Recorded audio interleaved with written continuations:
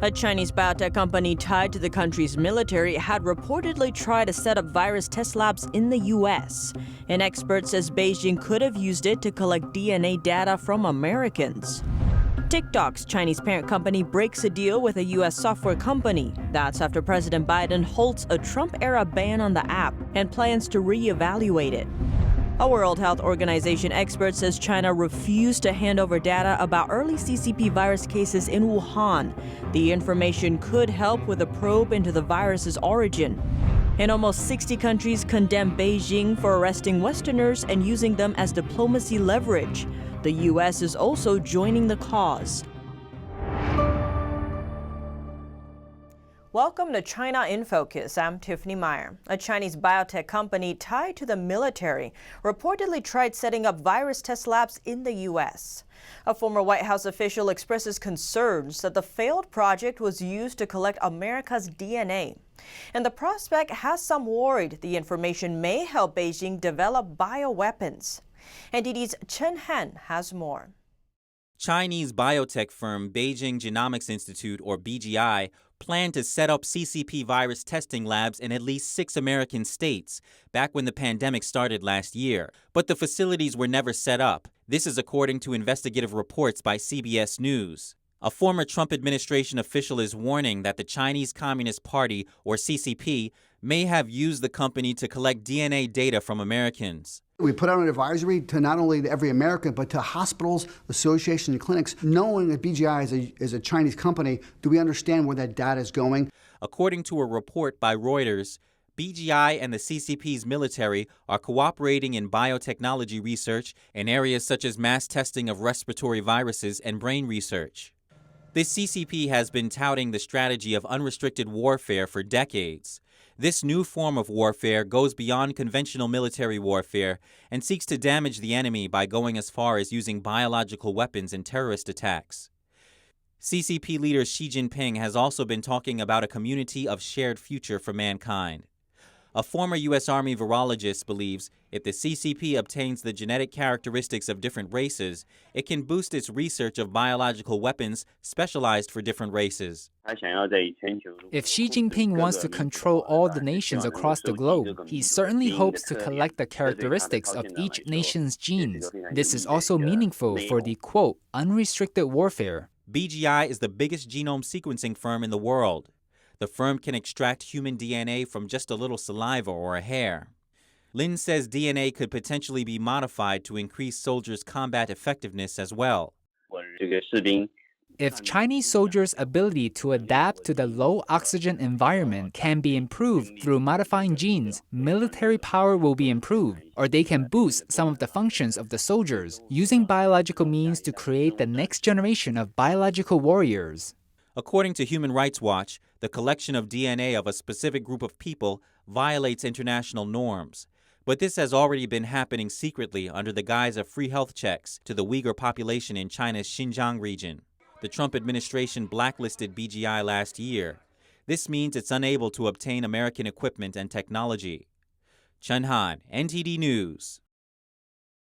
We are expecting to see the rollback of many Trump-era policies under the current administration. But a former advisor to Mike Pompeo says the Trump administration permanently transformed China policy. Here's NTD's Allison Lee with more on that. Miles Yu tells American thought leaders that the Trump administration transformed the way Americans look at China. I think we have laid the foundation of a renewed understanding of the Chinese Communist Party's intent, capabilities, and opportunities. We have won the argument. I don't think anybody can look at China in 2021 the same way we looked at China in 2012, 2015, for example. Yu says there are 2 sets of understandings about China here in the West, and the Chinese Communist Party, or CCP, wants us to embrace one of the 2. Yu believes we need to look at both, and that's what the Trump administration did. On the one hand, China is a great wall. China is a country of history. China is a country of incredible people, and pandas, and the great cuisine. That cultural aspect is very important. And that's what the Chinese Communist Party wants the world to know by. China is On the other hand, also a Marxist-Leninist entity ruled by a Marxist-Leninist political entity. Yu grew up in communist China and came to the United States in 1985. He says the Trump administration transformed our understanding of China by differentiating between the Chinese people and the CCP. China, Chinese people, Chinese Communist Party were without distinction before. Until the Trump administration, we made that very clear. And I think there is a very interesting dichotomy here. While we have always harbored good wishes for the Chinese people to succeed, the China that was ruled under Communist Party never ever considered United States as the ultimately friendly country. Moving forward, Yu says he believes China policy will be one of the areas with a greater extent of policy continuity. He hopes the Biden administration does not go back to the approach of engagement for engagement's sake. Allison Lee, NTD News. Video sharing app TikTok's parent company is walking away from its deal with U.S.-based company Oracle. The company, called ByteDance, sought to sell its U.S. operations. That's after former U.S. President Donald Trump threatened to ban it in America over security concerns. A source who declined to be named told the South China Morning Post that the deal with Oracle was to, quote, entertain demands from the Trump administration, but added that with Trump now out of office, the deal is gone with him. The Biden administration paused the TikTok ban last week, saying officials will reevaluate whether the app really poses a threat to U.S. interests. TikTok faces multiple complaints from consumer groups in Europe. One group alleges it broke consumer laws and failed to protect children. NTD's Patrick Hayden has the details. European consumer rights group BEUC alleges that TikTok is violating consumer rights on a massive scale. It launched a complaint to regulators Tuesday. BEUC says there are several issues with TikTok, including its terms of service. TikTok's terms say it can redistribute user videos without paying the content creator. The group also says TikTok sets its own virtual coin exchange rate, which could open it up to bad practices. It also alleges TikTok fails to protect children from harmful content or hidden advertising. The group says that in just a few years, TikTok has become one of the most popular social media platforms in Europe, but it's letting users down by breaching their rights. Consumer organizations in 15 other countries have also called on national authorities to act. A TikTok spokesman said it had contacted BEUC to discuss its concerns and was always ready to improve. Patrick Hayden, NTD News. China refused to give raw data on early virus cases to a team led by the World Health Organization. The move potentially complicates efforts to understand how the outbreak began, amid a probe into the virus origins. A World Health Organization investigator said that China refused to hand over raw data on early COVID-19 cases. A WHO team probing the origins of the pandemic had requested raw patient data from the early phase of the outbreak in the city of Wuhan in December 2019. But Dominic Dwyer, an Australian infectious disease expert who is a member of the team, said only summaries were provided. In the ideal world, you would go through it patient by patient by patient. And that's what we call a line listing. And that's standard practice for an outbreak investigation. In this situation, the Chinese gave us the results. We would have liked, I guess, to have seen the raw data, but that can still come. He said the data was especially important as only half of the cases had exposure to the Huanan seafood market, where the virus was initially detected. The White House on Saturday said they have, quote, deep concerns about the WHO COVID-19 report from China. National Security Advisor Jake Sullivan called on China to make available data from the earliest days of the outbreak. He said in a statement that it is imperative the report be independent and free from, quote, alteration by the Chinese government. New comments from the lead investigator on the World Health Organization's virus origin probe. In an interview, Peter Van Emberich told CNN the virus outbreak in Wuhan might be much more extensive than previously thought. The first confirmed case was discovered back in December 2019 in Wuhan. That's according to Chinese authorities. But other sources, including the U.S. government, say cases can be traced back to months before that. Amber's team recently traveled to Wuhan to investigate the origins of the virus. He says they found that even as far back as December 2019, there were over a dozen strains of the virus in Wuhan. He added that the virus could have sickened more than 1,000 people by that point in December. He called the information a new finding. After being forced to quarantine for a month, a 9-year-old girl in China was unable to bear the stress and tried to commit suicide. Her mother tells us what happened. NTD's Hu Yuanzhen has more. A surge in suicide rates in China. It comes as strict quarantine measures persist across the country following cluster outbreaks and more confirmed virus cases. One Chinese citizen from Wanghui County in Heilongjiang province told us her child almost became part of the statistic. Wang Yi and her daughter quarantined at home for 2 weeks back in January. They were later required to stay in a quarantine center for another 2 weeks. But when their 14 days were nearly up, Wang was abruptly notified that they'd be required to stay another week. Wang said the information upset her daughter. To protect the mother's identity, we used a pseudonym and distorted her voice. My child's mood was very unstable after she got the message. She kept telling me, "Mom, let's climb out of the window and go home." Then I told her, "That won't work. We cannot do that." But one day when Wang arrived back at the quarantine center after going to pick up food, she saw her child had climbed onto the 4th floor windowsill. Wang recalls her terror as she persuaded her to come down from the window. Like Wang's daughter, more than 100 children from 8 to 12 years old from the same school were put under quarantine. They weren't even allowed to go outside for daily exercise or fresh air. The long, strict quarantine created a major psychological burden for many of the children. During the quarantine time, my child didn't even smile. She only ate a bite or two per meal after I asked her to eat. An 8 or 9-year-old child was quarantined in an unfamiliar environment. Although she was with me, she got angry when they said we had to stay there for a long time. Wang also tried to get in touch with the school, but no one responded to her. Wang later learned that on January 6th, a parent of another school student visited a place where a confirmed virus case was found. As a result, the authorities required everyone who had direct or indirect contact with the confirmed patient to quarantine. After 17 days inside the quarantine center, Wang and her daughter were released and allowed to go home. But even then, they were required to quarantine at home for another week. All forms combined, Wang and her daughter endured strict isolation for over a month. Hua Yuanzhen, NTD News. 7 Chinese journalists are still detained in China for reporting on the CCP virus outbreak, and about 17 foreign journalists were expelled from China in 2020. Reporters Without Borders is an organization safeguarding the right to freedom of information. It says since the outbreak 1 year ago, the CCP has escalated its silencing of the press. It arrested at least 10 journalists and commentators who reported on the pandemic. 7 of them remain detained or missing to this day.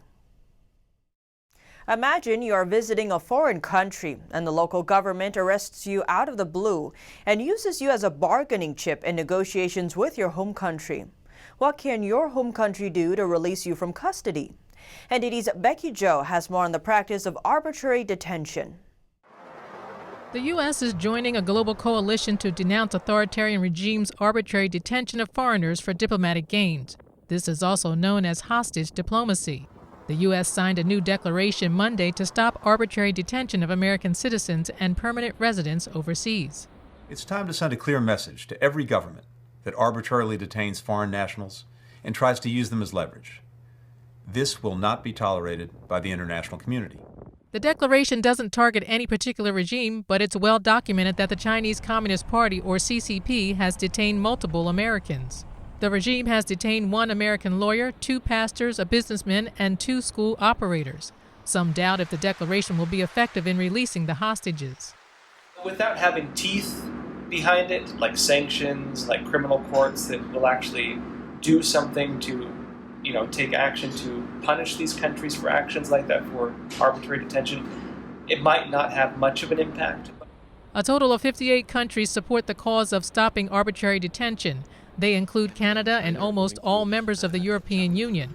They promise to fight for the rights of the detainees at every step of the way.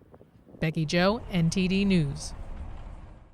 British lawmakers want to ban China from investing in the UK's defense supply chain.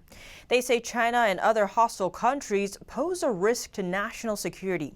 NTD's Patrick Hayden takes a look. A UK Defence Committee says foreign adversaries are supplying equipment to Britain's Ministry of Defence.